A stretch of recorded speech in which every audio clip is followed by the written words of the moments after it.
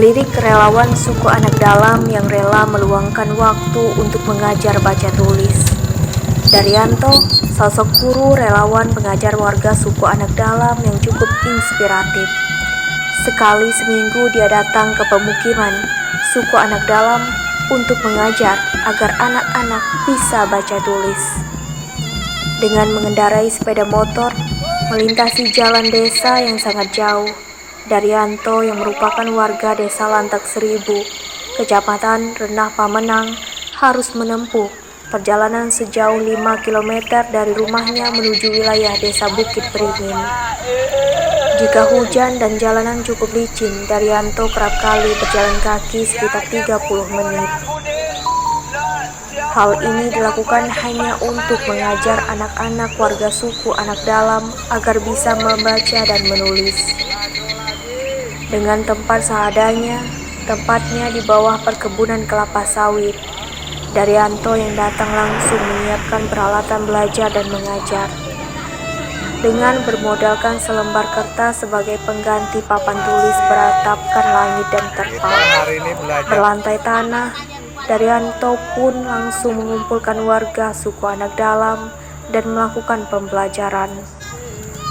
Tak hanya anak-anak yang bersemangat mengikuti pelajaran, namun juga para orang dewasa. Semangat dan kemauan belajar suku anak dalam tersebutlah yang menjadi kebahagiaan tersendiri bagi Daryanto. Ini huruf ya.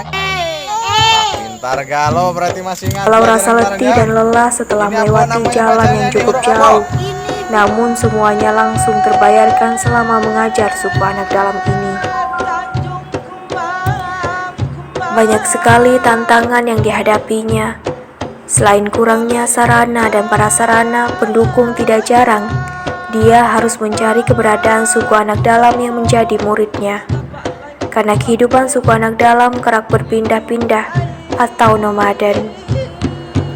Bahkan terkadang Daryanto juga merasa iba dengan kehidupan suku anak dalam. Mereka juga kerap mengalami kelaparan akibat sulitnya mendapatkan hewan buruan untuk dikonsumsi. Anak suku dalam berharap kepada pemerintah Kabupaten Merangin agar lebih memperhatikan nasib kehidupannya, sehingga bisa setara dengan masyarakat umum lainnya. Berhitung dan membaca, apalagi mereka banyak kekurangan di tengah kesulitan mereka yang hidupnya selalu berpindah-pindah. Dan ini kami lakukan sebagai upaya untuk mendukung program pemerintah agar mereka terbebasnya dari buta akses. Kalau kendalanya tentu hanya jalan untuk masuk ke Medan karena mereka kan hidupnya selalu berpindah. Yang kedua, dari bahasa mereka yang menggunakan bahasa rimba, tapi karena kemampuan kita untuk menyampaikan dengan bahasa alam mereka, dan alhamdulillah bisa diterima.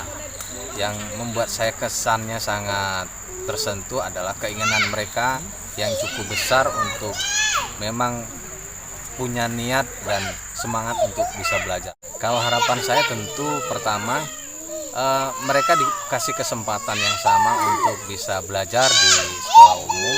Yang kedua, paling tidak pemerintah bisa memberikan prioritas terhadap keberlangsungan pendidikan mereka, juga kehidupan mereka agar setara dengan masyarakat luar.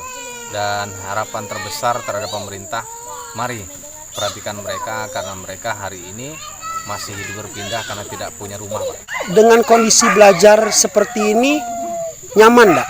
Enggak. Kenapa enggak? Karena sama gaya anak yang di luar. Kalau seperti ini berarti tidak nyaman. Enggak. Keinginan Ariel belajar Dia pintar. dia pintar. Cito-citonya mau jadi apa? Tentara. Mau jadi apa? Tentara. Mau jadi tentara. Harapan Ariel kepada Bapak Rajo Kabupaten apa? Mau minta rumah. Kami senang kalau adalah mempelajari anak-anak kami supaya pintar, kami tidak bisa ditipu uang.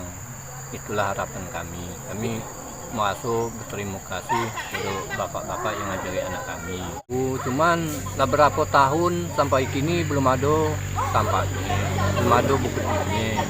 Masalahnya sedang nyoba ya kami lagi menumpang di hak uang.